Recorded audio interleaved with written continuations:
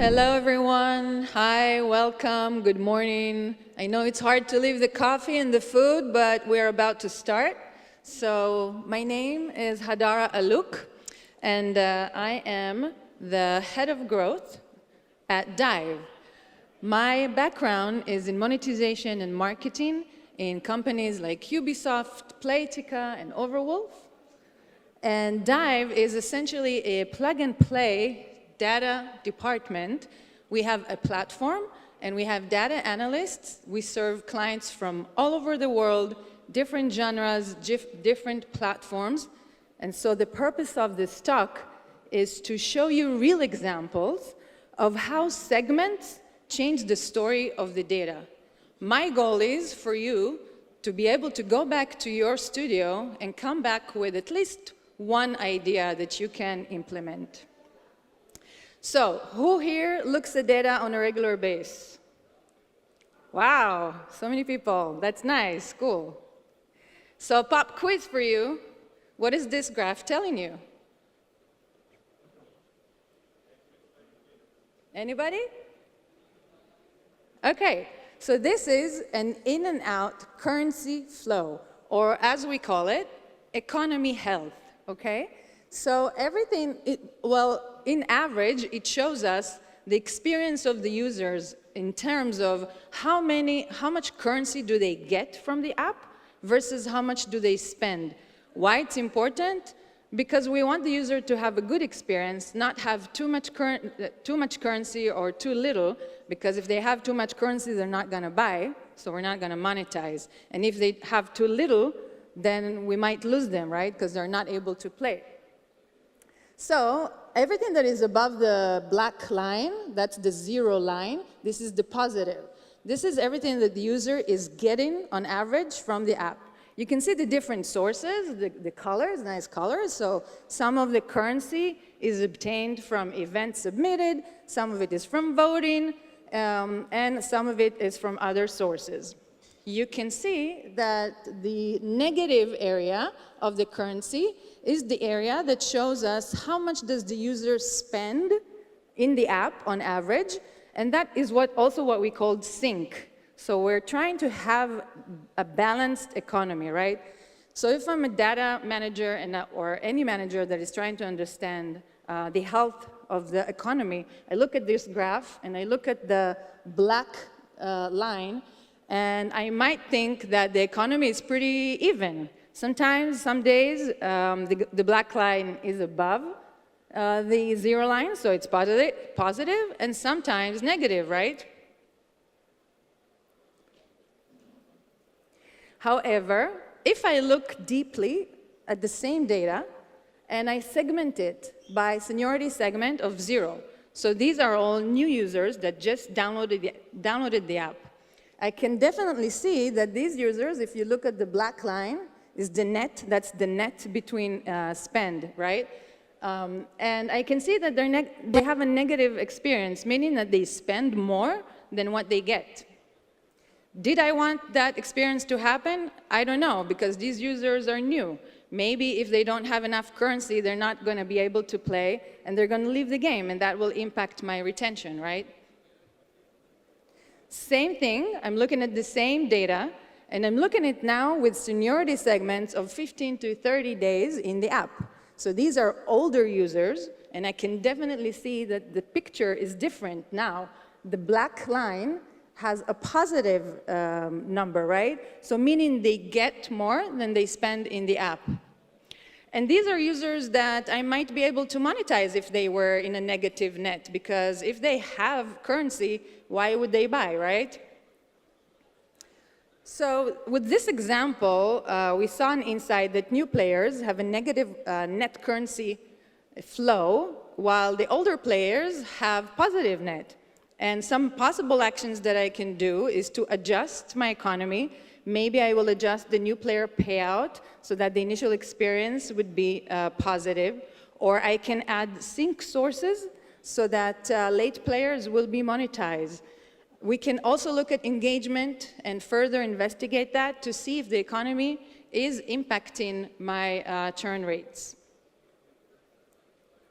So there is a statistical known bias or falsity that is called the Simpson paradox.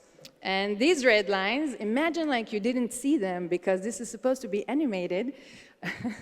But if we only look at the data set as it is, it seems like the more effort I have, the less reward I get, right? If I just look at the trend of the black dots. However, if I look at it with the subgroups, which are the red lines that I jotted for you, these all trends, they go up. So that means that my conclusion was wrong. And the paradox says to us that data without grouping consideration can be deceiving. So I want to give you an example from influencer marketing. We created this Roblox creator performance table for one of our clients, which is a Roblox game. And we identified 3 influencers that were top influencers in terms of revenue that they brought to us from campaigns. Then we segmented the same data with the seniority segment of new players from 0 to 5 days in the app. And we saw something that is interesting. We saw that RA, which is the lower making revenue creator, is bringing the most out of her revenue. She has the most revenue coming from new users. So that is interesting, right? Then we also segmented it, because we like to play with segments, with FTDs. So how much of that revenue that we got from these influencers is coming from first-time purchases.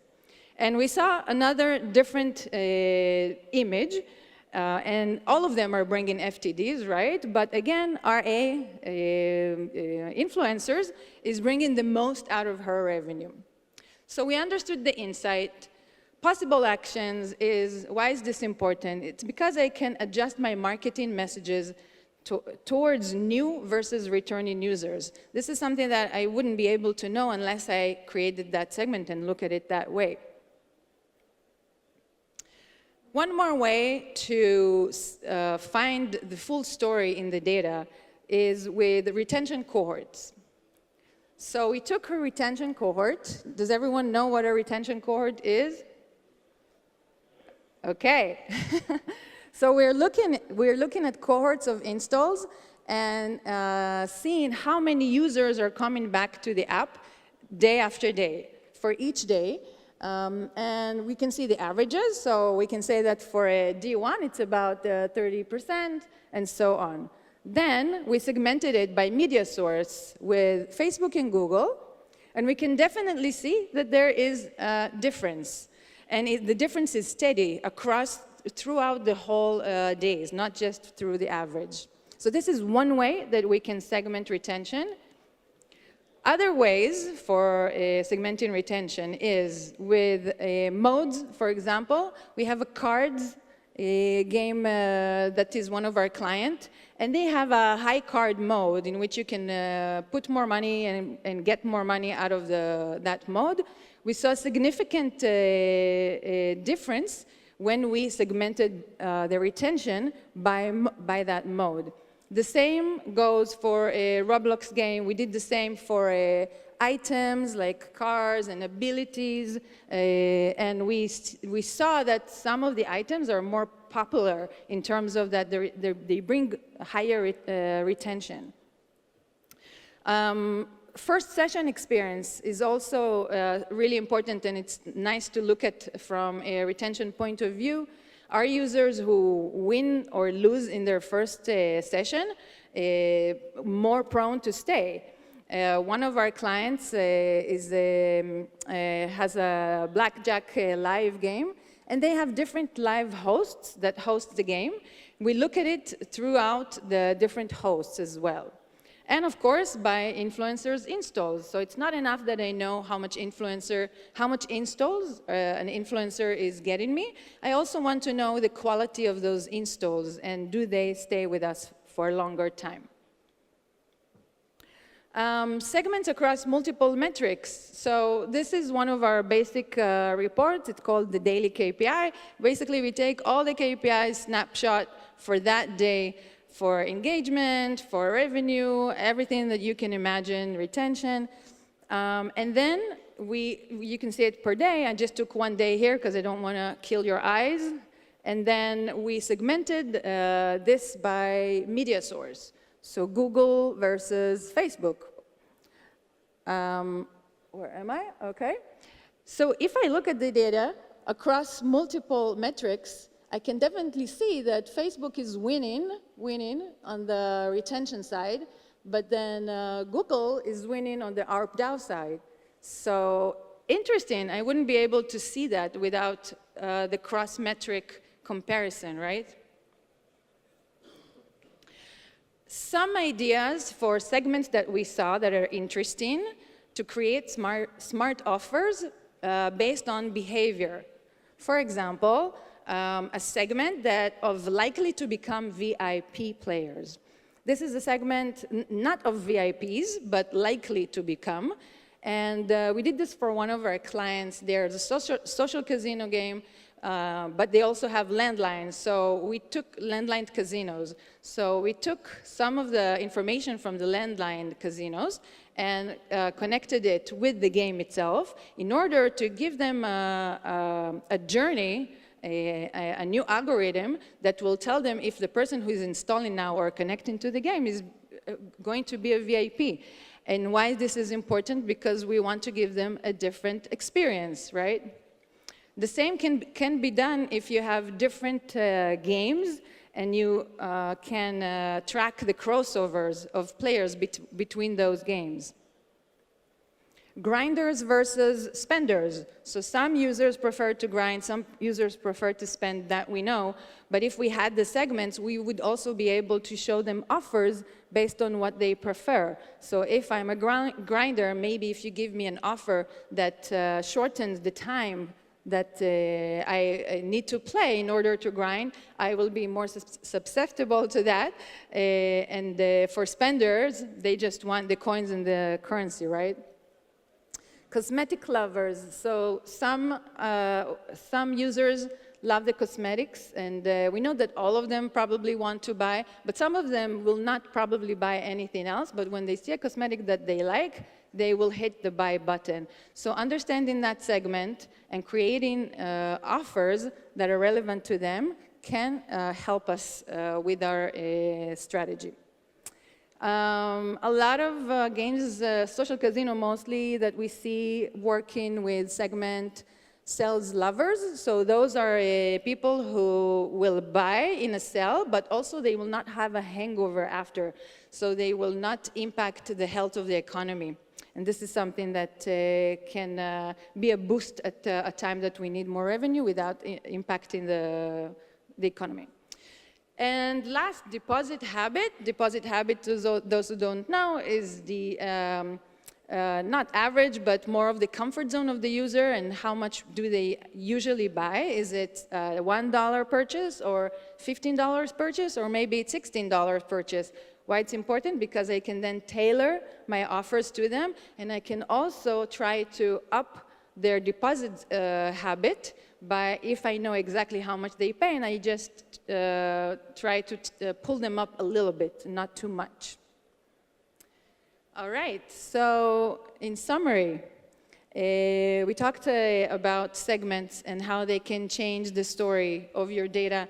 I showed you some examples of how to change economy, how to look at economy, the Simpson paradox, how to look at influencers' performance with seniority and FTD, ways to segment retention, segments across multiple metrics, and smart offers. So hopefully with this talk you have some ideas of one new idea that you can take back to your studio, and that you understood the main point, which is segment bring you closer to the true story.